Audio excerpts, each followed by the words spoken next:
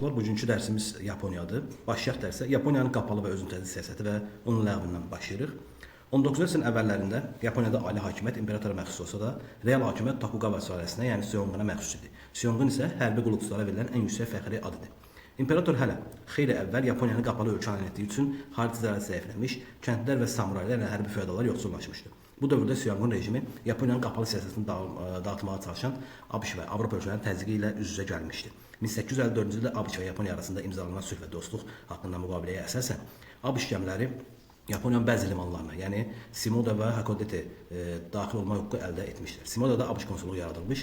Bu müqavilə nəticəsində Yaponiyanın özünün tədris siyasətinə son qoyulmuşdur. Bir neçə il sonra ABŞ imzalanan yeni müqaviləyə əsasən ABŞ ticarət güzəştləri toxunulmazlıq hüququ verildi. Tezliklə Rusiya və bir sıra Avropa dövlətləri də Yaponiya ilə belə müqavilə imzaladılar. Yaponiyanın ABŞ və Avropa ölkələri imzaladığı müqavilələr həmin ölkələrin Çinlə bağladığı müqavilələr qədər ağır deyildi. Çünki bu müqavilədə Yaponiya öz üzərinə ağır öhdəliklər götürmürdü. İndi Yaponiya 1867 və 1868-də Buja inqilabına baxaq. Yaponiyanın qapalıqlıq siyasətinin ləğvi və xaricdə bir sıra hüquqlar verilən müqavilənin bağlanması samuray və knyazlar ölkələrin müstəqilliyi üçün təhlükə yarattığını düşünərək Seonqun rejiminə qarşı çıxır və xarici təbliğlərə hücumlar edirdilər. Bu zaman milli ruhlu dövlət xadimləri imperatora, yəni səmava hakimə müraciət etdilər. Beləliklə 1867 və 68-də Yaponiya Burja inqilabı başladı. Və baxaq 1868-ci ildə 15 yaşı Mutsuhito imperator taxtına çıxaraq Seonqun sülalələrini ləğv edib imperator hakimiyyətini bərpa etdi. Seonqun da rəsmi olaraq hakimiyyətdən əl çəkdiyini və ali hakimiyyətdən imperator qaytardığını elan etdi. Yeni hakimiyyət formalaşdı. Və 1868-ci ildə imperator Mutsuhito yeni hökumətin proqramını bəyan etdi və bu proqram sənədində əsasən bütün dövlət işlərinin ictimai ilə nəzərə alınmaqla həll ediləcək. Hakimiyyətdə təmsil olmasının asılı olmayaraq bütün vətəndaşlar millətin dil sərişinə çalışacaq, ədalət qorunacaq və haqqsızlığa yol verilməyəcək, elm və dünya səviyyəsində inkişaf etdiriləcək və bu yolla da dövlətin gələcək inkişafı təmin ediləcəkdir. İndi Burja islahatlarına baxaq. Yaponiyada Burja inqilabından sonraki 10 ildə müşavirlər tərəfindən hazırlanan imperator adından həyata keçirilən yenidən qurma tədbirləri bunlar idi. Əsasən Avropada təhsil almış gənc kadrlardan ibarət müşavir heyət seçilirdi. Yaponiyanın ən güclü səviyyə siyasətinə qoşulması üçün çalışırdılar. Yaponiyada Mutsuhito dövrü müasir və tarixçilər həm də islahat, həm Burja inqilabı adını vermişdilər. İndi Burja inqilablarının islahatlarına baxaq hansı ərazilər, hansı yerlərdə keçirilib. Ən birinci inzibati islahat idi. İlk növbədə yarım feodal knyaz mülkləri ləğv edildi. Ölkə ərazisi inzibati prefekturalara bölündü. Knyazlar qubernator statusu aldılar. Mülklərini itirən knyaz və samuraylar xəzinədən təqaüd olmağa başladılar. Avropa nümunəsində ilk nazirliklər yaradıldı və 1889-cu ildə Yaponiyada ilk konstitusiya qəbul edildi. İdarəetmə islahatlarına baxaq.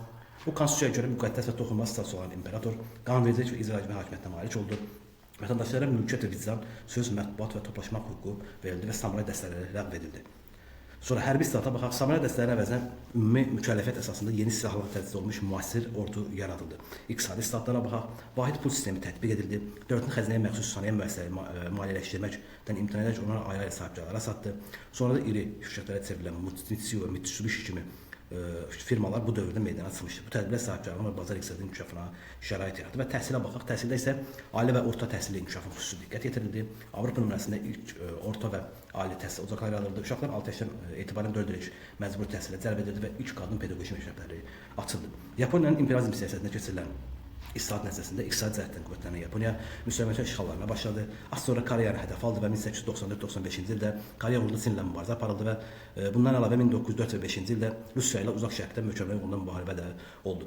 İndi birinci Yapon-Çin müharibəsinə baxaq. 1894-95-ci ildə Koreya uğrunda müharibə idi və Yaponiya qalib gələrək bütün böyük məbləğdə təzminat almış və Çin ərazisində sənaye müəssisələri tikməyə hüququ əldə etmişdi. 1904 və 1905-ci Yaponiya-Koreya müharibəsində isə baxsaq, burada Port Arthur və Liao döyüşləri olur. Bu döyüşlərdə Yaponlar qalib gəlir.